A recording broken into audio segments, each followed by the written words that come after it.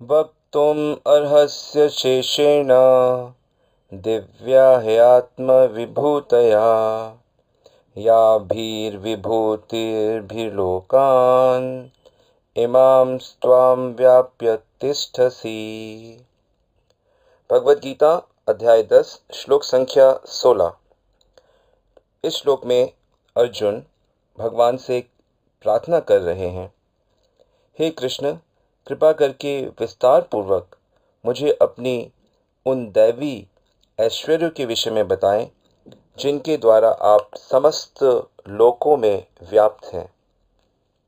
अर्जुन ये जानना चाहते हैं कि भगवान कैसे पूरे ब्रह्मांड में व्याप्त हैं। भगवान ने पहले बताया, अहम सर्वस्य प्रभवो मता सर्वम प्रवर्तते, कि मैं ही सब जगह पे हूँ।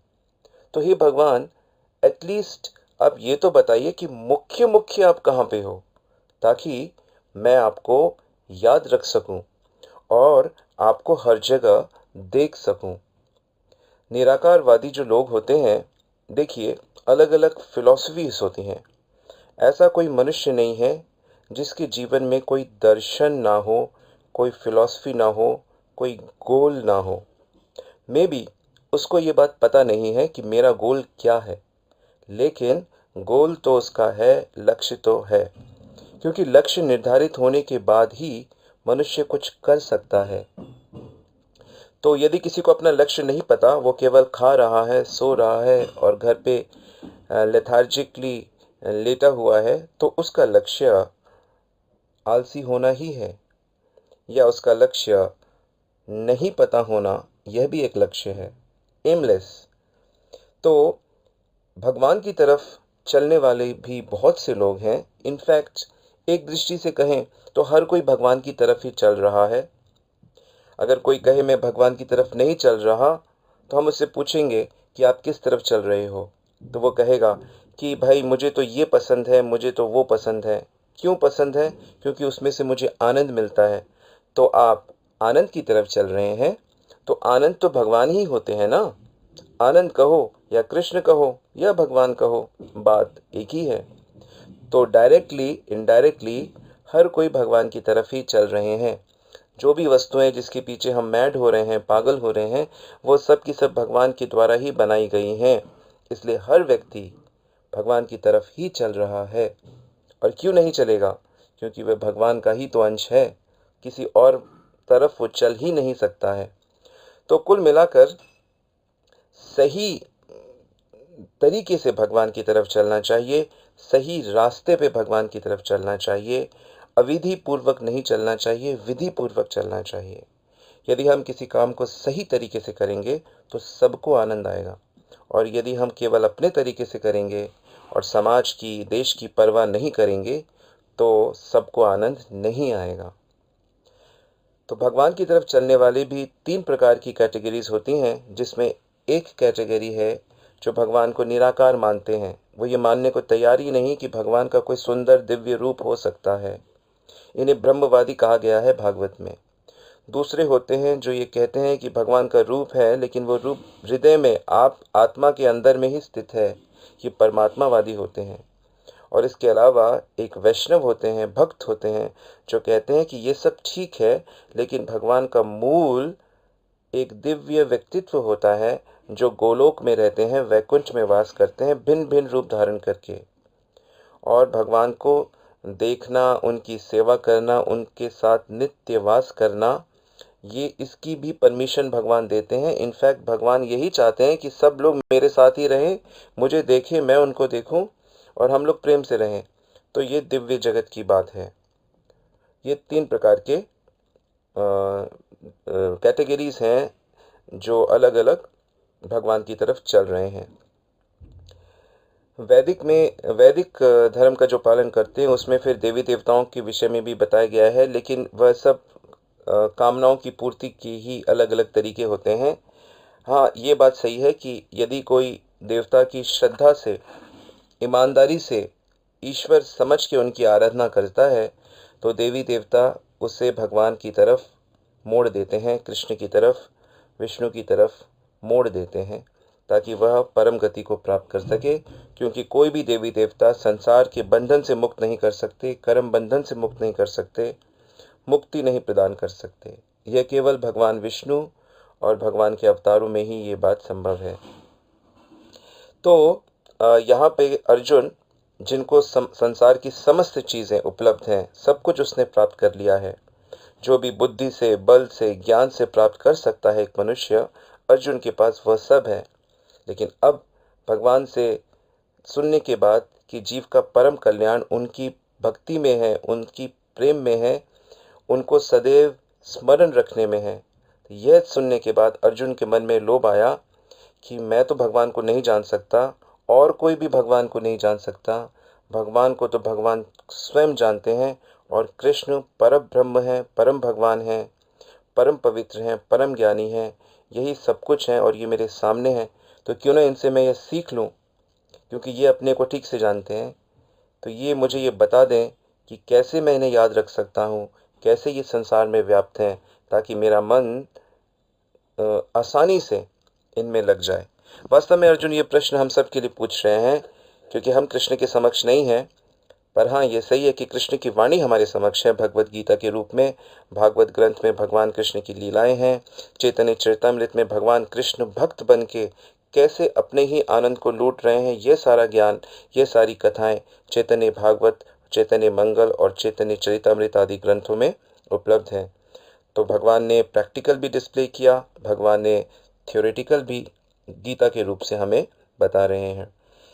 तो अर्जुन ये भगवान की दिव्य विभूतियों के विषय में अच्छे से जानना चाहता है, क्योंकि भगवान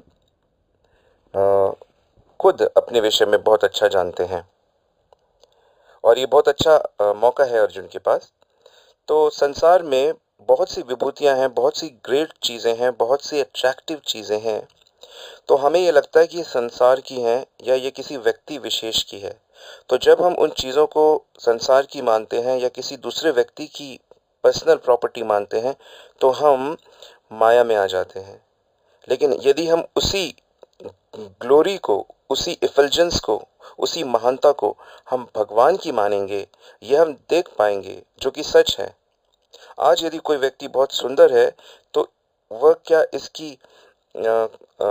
इसको क्लेम कर सकता है कि ये मेरी सुंदरता है, ये जो मैंने बनाई है? उसे तो मालूम भी नहीं है कि वह सुंदर कैसे बन गया, और कैसे वो थोड़े दिन में सुंदरता उसकी चली जाएगी। जीवन के रहते रहते ही मनुष्य की सुंदरता, बचपन में हर व्यक्ति बहुत सुंदर होता है, युवावस्था में शक्ति होती है, सौंदर्य होता है, लेकिन धीरे धीरे फिजिकल ब्यूटी चली जाती है।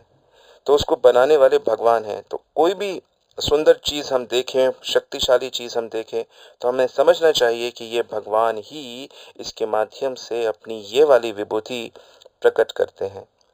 आगे चल के भगवान बताएंगे कि इस पूरे ब्रह्मांड में कैसे कैसे आप मुझे हर समय देख सकते हो। तो अर्जुन अपना कल्याण करना चाहता है, अर्जुन भगवान को याद रखना चाहता है। अर्जुन, हर कोई, हर मनुष्य, कौन नहीं है जो आनंद नहीं चाहता? कौन नहीं है जो नहीं चाहता कि आनंद सदैव उसके हृदय में रहे? कोई भी ऐसा मनुष्य नहीं है। लेकिन अपनी बुद्धि से, अपनी इंद्रियों से, अपने मन से उसकी जैसी समझ होती है, वह वैसा प्रयास करता है। आज के परिप्रेक्ष्य में यदि हम देखें, तो अधिकांश जो लोग हैं वह सब रजोगुणी और तमोगुणी हो गए हैं। हमें बस यही लगता है कि हमारे पास अधिक से अधिक धन हो। ये जो कैपिटलिस्ट फिलॉसफी है, हम इसमें यही चाहते हैं कि हमारे पास अधिक से अधिक धन हो। ठीक है, सोशलिज्म में हम थोड़ा सा गरीबों की सेवा कर देते हैं, हम थोड़ा दूसरों की मदद कर देते हैं, लेकिन अपने पास ज़्यादा रहे। ये जो फिलॉसफी है, इसके कारण भी हम भगवान की तरफ ईमानदार नहीं हो पाते। तो हम इस तथ्य को समझें कि यदि हमें आनंद में आना है, तो हमें भगवान के साथ एक होना पड़ेगा, भगवान से जुड़ना पड़ेगा, हर चीज़ को भगवान का मानना पड़ेगा। चाहे सांसारिक वस्तुएं हों, चाहे सांसारिक जीव हों, हर कोई भगवान का ही है, और हमें यहाँ पर परमानेंट रहना ही नहीं है। कौन कह सकता है कि वो हमेशा यहाँ पे रहेगा? कम से कम इस रूप में तो नहीं रहेंगे। तो इस बात को हमें समझना चाहिए और हमारी जितनी भी पॉलिसीज़ हैं, विचार हैं, एक्शन हैं, वह सब इसे रिफ्लेक्ट करने चाहिए कि ये परमानेंट जगह नहीं है, यहाँ टेम्परेरी की तरह रहना है। परमानेंट जगह ईश्वर का धाम है, वैकुंठ धाम है। तो मनुष्य को अपना कल्याण करना है, मुझे अपना कल्याण करना है, यह समझ हमें अपने बच्चों को देनी होगी। हमें अपने परिवार के लोगों के साथ, अपने समाज के लोगों के साथ यह ज्ञान बांटना होगा कि देखो, ये है राइट फिलॉसफी, परफेक्ट फिलॉसफी। इस सिद्धांत के अनुसार यदि हम चलते हैं तो समाज में पूर्ण शांति, पूर्ण आनंद रहता है। अन्यथा हम सब एक दूसरे को नियंत्रण करना चाहते हैं। हम सब यही चाहते हैं कि दूसरे मेरी सेवा करें। बच्चे चाहते हैं बड़े उनकी सेवा करें, बड़े चाहते हैं बच्चे उनकी सेवा करें। हम चाहते हैं कि दूसरे लोग हमारे हिसाब से चलें, हमारी अपेक्षाएं पूर्ण हो, हम संसार के केंद्र में आ जाएं, हम सबसे ऊपर उठ जाएं। इस प्रकार की अपेक्षाओं से हम जी रहे हैं। वास्तव में हम सब अंधकार में जी रहे हैं। तो इस अंधकार को मिटाना परम आवश्यक है। तो सबसे पहले ये बात समझनी होगी कि हमें अपना कल्याण करना है, हर हालत में करना है, और हम कर सकते हैं। भगवत गीता जैसा ग्रंथ हमारे पास, हमारे हाथों में है। भागवत है, रामायण है। आप लोगों ने बस उसे खोल के देखा नहीं अभी तक ठीक से। यदि आप भगवत गीता को ठीक से पढ़ेंगे, समझेंगे, तो एक रेवोल्यूशन, एक चमत्कार, क्रांति आ जाएगी आपके जीवन में। ऐसा आनंद का विस्फोट हो जाएगा जिसकी आप कल्पना भी नहीं कर सकते कि अरे, मानव देह में इतना आनंद कैसे हो सकता है। यह होता है जब सब प्रकार की चिंताएं हट जाती हैं, जब दिव्य ऊर्जा आपके हृदय में आती है। थोड़ा सा ज्ञान होने पे भी मनुष्य को बहुत कॉन्फिडेंस आता है। थोड़ा सा भी धन आने पे मनुष्य को बहुत कॉन्फिडेंस आता है। उसे संसार दूसरे प्रकार से दिखता है। थोड़ी सी फेम आने से मनुष्य को संसार दूसरा लगने लगता है। तो विचार करिए, यदि भगवत तत्व से कांटेक्ट हो जाए, यदि भगवान के द्वारा भेजा गया ज्ञान हमारे लिए जो है वह हमें मिल जाए, तो विचार करिए कि कितना आनंद हो सकता है।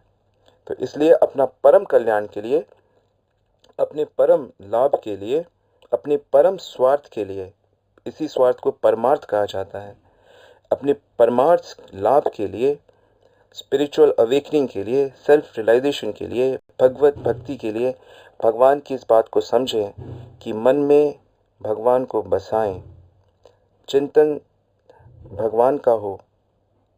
कृष्ण के वृंदावन से बाहर जाने के बाद भी 100 साल तक गोपियां जब तक जिंदा रहीं, 24 आवर्स वो केवल कृष्ण भावना में रहती थी। तो वृंदावन जो ब्रज क्षेत्र है, ऐसे ही अलग अलग भगवान के स्वरूप के अलग अलग क्षेत्र होते हैं जहाँ पे परफेक्ट एग्जाम्पल्स वास करते हैं, और वह हमें सिखाते हैं कि किस मूड से, किस भावना से भगवान को याद रखना है। तो वो हर समय भगवान विषय में ही चर्चा करते थे, गाते थे, उनसे ही कनेक्टेड, खाते थे, सोचते थे, खेलते थे। सारी गतिविधियां चलती रहती हैं, परंतु उनका केंद्र कृष्ण बन जाते हैं, भगवान राम बन जाते हैं। तो सारी एक्टिविटीज का केंद्र भगवान को कैसे रखना है, यही भक्ति में एक्शन है। तो यही हमें सीखना है और यही हमें करना है। और इस कॉन्शियसनेस में कैसे आए, इस चेतना में हम कैसे आ सकते हैं कि यदि हम भगवान के नामों को जप करें। भगवान का नाम वह चाबी है, वह कुंजी है जो हमें भक्ति के अंदर ढकेल देती है। और यदि हम भगवान का नाम जप ना करें और यदि हम भगवान के विषय में रेगुलर कंसिस्टेंट ना सुने, तो हम फिर उस भक्ति के घर से हम माया रूपी जेल में आ जाते हैं। हम प्रकृति के तीनों गुण से बंध जाते हैं और हमें शारीरिक, मानसिक और भविष्य की चिंताएं और प्रकृति की आपदाएं, ये सब हम इन्हीं से जूझते रहते हैं।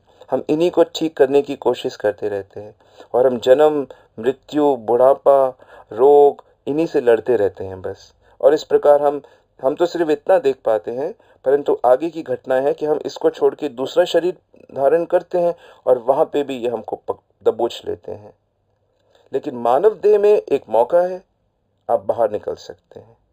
इसी हफ्ते बाहर निकल सकते हैं। इसी हफ्ते यदि आप ठीक से भक्ति करेंगे तो चेतना ऊपर उठ जाएगी।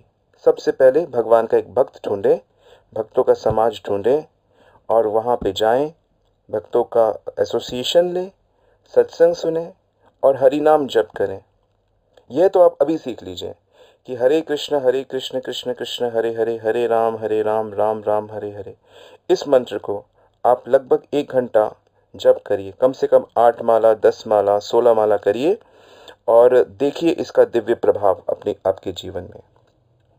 तो भगवान की बहुत सी विभूतियां हैं जिसको सुनकर, जानकर हम हमेशा 24 आवर्स हर सिचुएशन में कृष्ण के कांटेक्ट में रह सकते हैं। उसके विषय में अर्जुन भगवान से पूछ रहे हैं और भगवान इस बाकी अध्याय में यही सब महान बातें बताएंगे, जिसे जानकर सदैव कृष्ण का स्मरण रहेगा, कृष्ण कॉन्शियस रहेंगे, हम लोग कृष्ण मन में रहेंगे और परम आनंद में हम सब रहेंगे। हरे कृष्ण।